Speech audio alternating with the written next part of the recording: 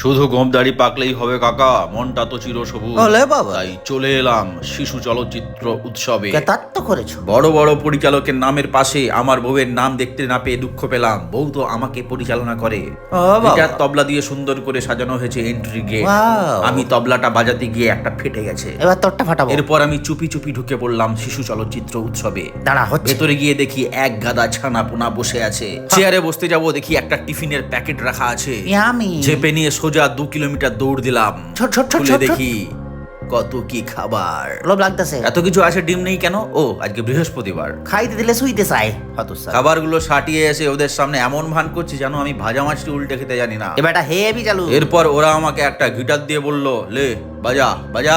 মরণ। আমি বললাম টুনির মা গাইবো। কি? ওরা আমাকে ঠাস করে দুটো লাথি মেরে দিল। বেশ করেছে। একটা টিফিন খেয়েছি বলে ওরা জোর করে আমাকে দিয়ে গান গাওয়াচ্ছে। ভাগো, খেয়ে পাকা কলা, শুকিয়ে যাচ্ছে গলা, আমি নামবো।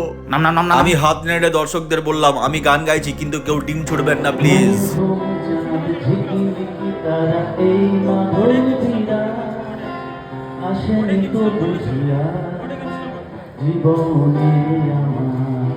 ঠিক আছে, বাকি গানটা পরে শুনে নেবেন। যাই হোক, আর একটা কলা খাই। খাইতে এবং যাইতে কোনো লজ্জা নাই। নির্লজ্জ বেহায়া। আবার একটা ফালতু ভিডিও, হাত ছাড়া।